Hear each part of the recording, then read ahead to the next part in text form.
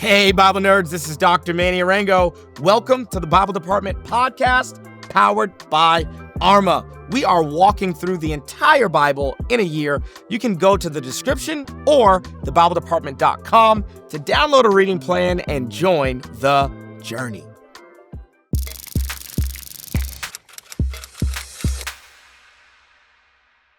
Family, we are at the end of 2 Corinthians. I'm proud of you for getting through these amazing two books. I think that we see the heart of Paul. I think that we see the mind of Paul. I think that we see a full range of emotions. And we're going to see a lot of emotions in this last movement of the book from chapters 10, 11, 12, and 13 of 2 Corinthians. Yeah, you can just tell by Paul's words and his tone, he is fighting for this relationship. He desperately does not want the work that he did in Corinth to be in vain. Like, think about it, right? If you went to a city to plant a church and you got stoned and beat up and imprisoned in order to plant that church, the last thing you'd want are some false teachers and some itinerant ministers who have terrible intentions to like steer the church wrong. Like, it cost you something. Obviously, it cost Jesus something. And Paul just is fighting for the purity of this church. At one point, like in this section right here from chapter 10 to 13, he says, I'm going to present you like as a pure bride, like to Christ. That is my goal, to present you to Christ like as a pure bride. And I just want you to even think about the context of Corinth, that Corinth is a place that is known for sexual immorality. It's known for sexual debauchery and impurity.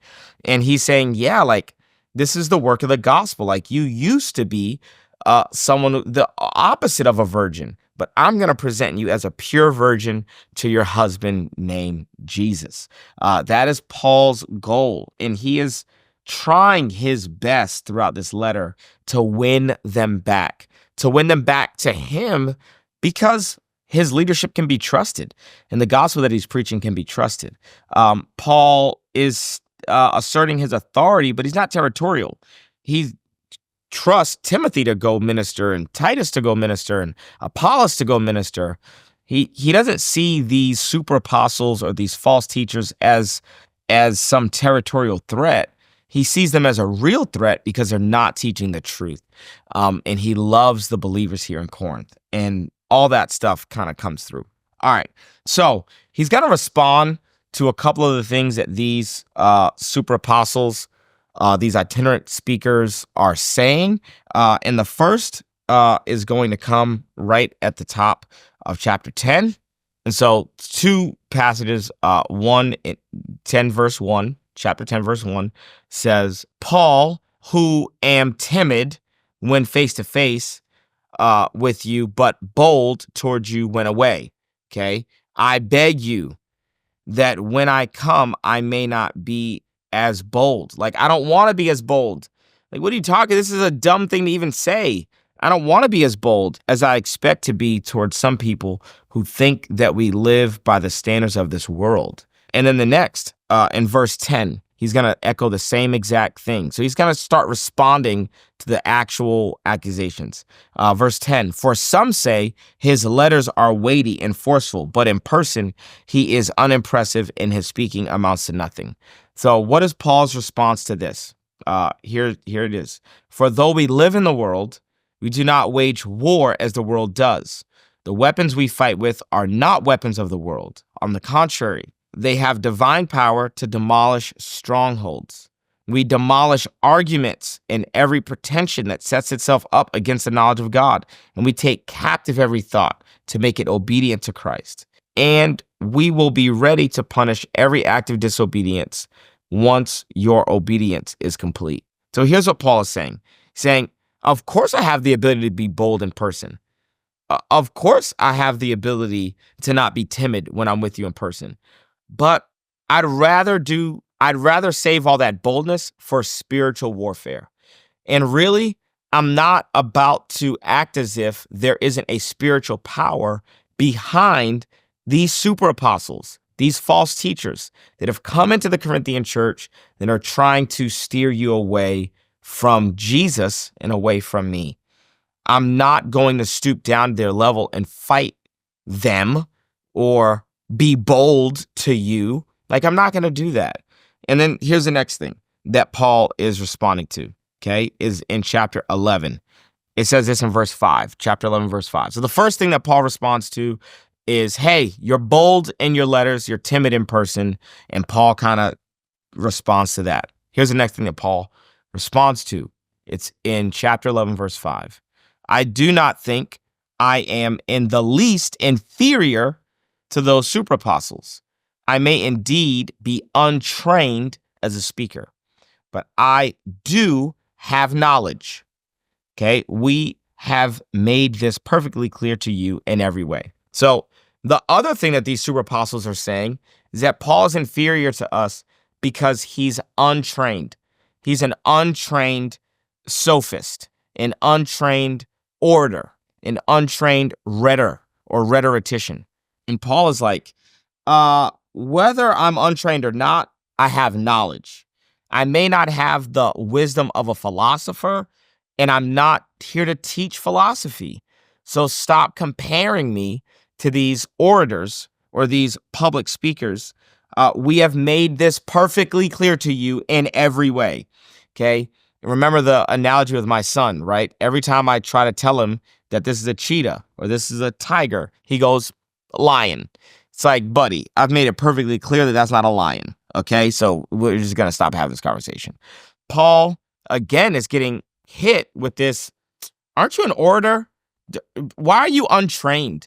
Now, sophists had schools. There's schools where you could learn how to be a trained rhetorician or trained rhetor or trained orator. And they're just kind of like, yeah, this guy's not even trained. To which Paul is like, yeah, that's not what I'm even trying to do. The last thing that they're really accusing Paul of is that he has a job that he works with his hands. He's a tent maker. Like, if he was really like a trained rhetor, number one, he would be bold, like face to face. Two, he'd be trained. You would know what school he's from. And three, he'd be doing this as his full-time gig. He wouldn't have to be a tent maker. So Paul then is going to respond to that. And here's what Paul's response is. Verse 7 of chapter 11. Was it a sin for me to lower myself in order to elevate you by preaching the gospel of God to you free of charge? How are you complaining that I didn't charge you? Like, what kind of backwards world are we living in? How are you offended that you didn't pay me, but that I was a tent maker? Like, in what world is that? Like, how? Okay. So was it a sin for me to lower myself in order to elevate you by preaching the gospel of God to you free of charge? I robbed other churches by receiving support from them so as to serve you. And when I was with you and needed something, I was not a burden to anyone, for the brothers who came from Macedonia supplied what I needed. That's the Philippian church, by the way, who are super generous towards Paul. Actually, we get the whole letter of Philippians as a thank you letter for the money that they've been sending him while he's been in prison. I have kept myself from being a burden to you in any way and will continue to do so. It's essentially Paul saying, I really don't trust you guys enough to take money from you. I trust the Philippian church, so I let them support me. Not only does the churches in Macedonia, not only have they given graciously and abundantly to the offering that I'm taking up for Jerusalem, but they also support me. And actually, I was robbing them by getting support from them and ministering to you. Like, how do you have these crazy like notions? And again, you're not thinking like Christians. You're thinking like Corinthians. And this is the countercultural aspect of the gospel, that the gospel, it is compatible with every culture, but then it challenges every culture that it's in. And to be honest, there are ways in which most of us who are watching this content are probably American, who you don't even realize how American your worldview is. But to be quite honest, American culture is very Corinthian. That's why we're so susceptible to celebrity culture within church. That's just American. We have an entertainment value, an entertainment based culture that values the teaching, or we value entertainment in general. And we can begin to see pastors and leaders as entertainers. And so we're susceptible to this stuff. We talk out of both sides of our mouth. We don't want pastors to take part in celebrity culture, but also when pastors act like rock stars, we're all about it. We flock to their churches. We love this stuff. So it's kind of like Paul's like, wait a second. You would be more impressed by me if I made you pay me, but you're not even generous to the church in Jerusalem when I'm taking up an offering for them. Like, you guys are so backwards. You don't know what you actually want. You think carnally, and you think based on the culture that you're a part of. Culture is kind of like, the water that fish are in or the air that birds are in. You don't even realize it. We don't realize a lot of times how capitalistic our culture is, just because we eat, sleep, breathe, and live in capitalism. It's not until you go somewhere else and you realize, oh, wow, I've just thought that was a Christian idea, but really that's a capitalistic idea. Okay, cool. Or how democratic we think. We just think in terms of democracy because that's the air that we breathe. It's the water that we swim in. And then you realize, oh, okay, that's not necessarily inherently Christian or not Christian. It's just very American. It's hard for any culture to begin to see not just how the gospel is compatible with their culture, but how the gospel challenges their culture. What if I told you that what you're learning in this video was just the tip of the iceberg? The Bible department is actually powered by Arma. What is Arma? I'm so glad you asked. Arma is an online subscription-based platform that we designed to help people, everyday people, learn the Bible for themselves.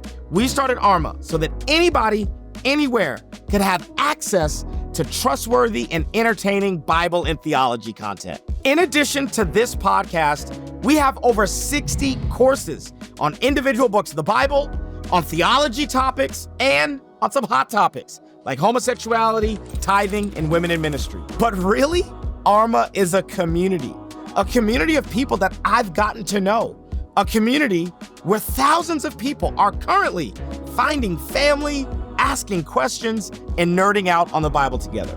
If you want a community to read the Bible with you this year, or if you want to dive into some deeper theological content, or if you want more exclusive access to me and the entire Arma team, how about you go to thebibledepartment.com. I'll be sure to post the link in the description of this video.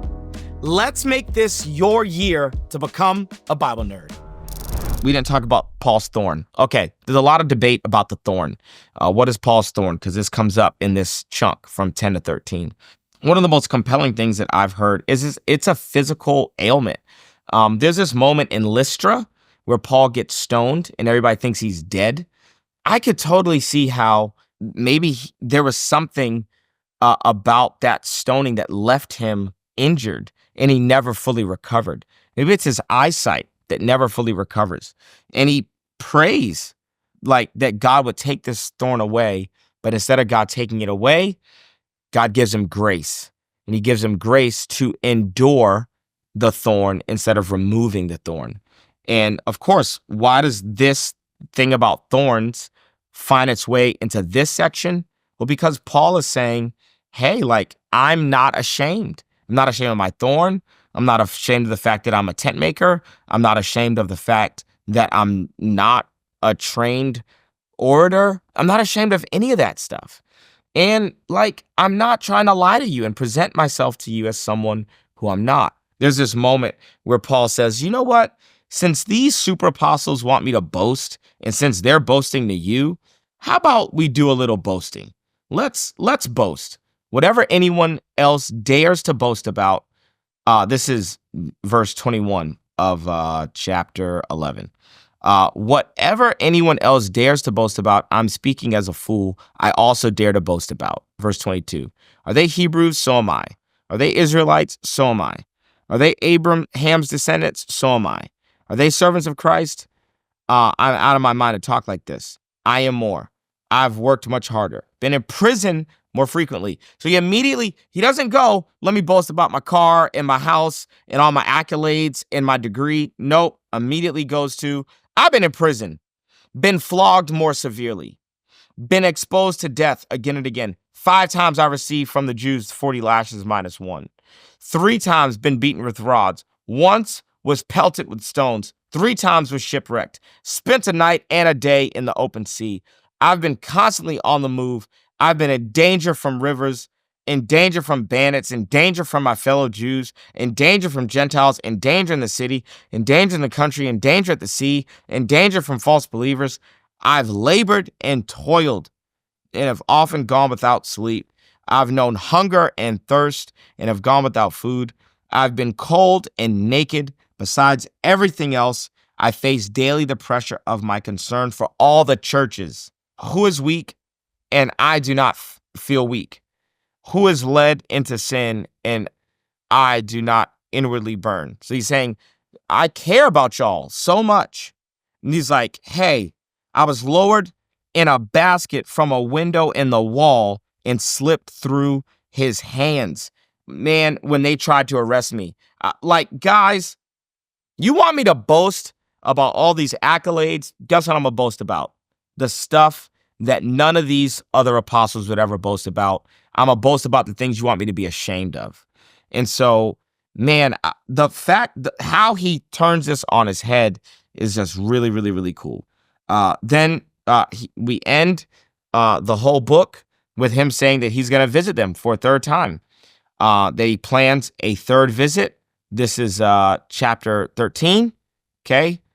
He says, hey, I already gave you a warning when I was with you the 2nd time. I now repeat it while I'm absent.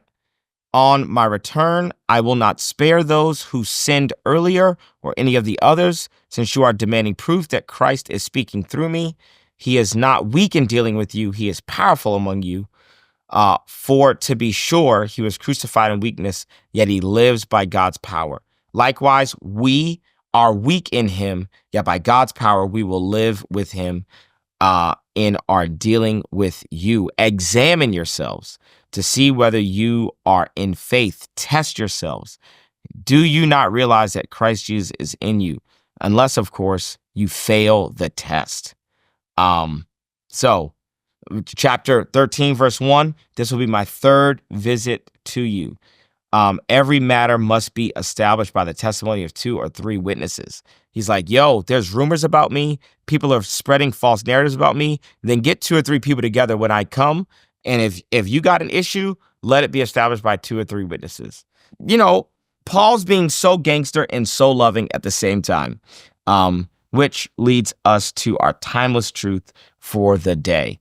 Paul says we are weak and we're strong, like at the same time, and says we're modeling that after Jesus. Weak on the cross, strong in the resurrection. That sometimes as a leader, there's a temptation to only be a lamb or only be a lion. And the gospel says you can be the lion and the lamb. People need strength from you, but they also need meekness and humility from you and gentleness from you as well. And Paul, you can see him holding those 2 things in tension, using both strength and authority, but also using gentleness as he wins this church back to his heart. So we're done with 2 Corinthians and on to the next book. I'm proud of you. I'll see you right here tomorrow as we continue to read through the Bible this year. Love you guys. Peace. Thanks so much for joining us on the Bible Department podcast. If this episode was helpful, how about you leave a comment, share with a friend, and subscribe so that you never miss an episode. To learn more about the show, head to thebibledepartment.com. We'll see you right back here tomorrow.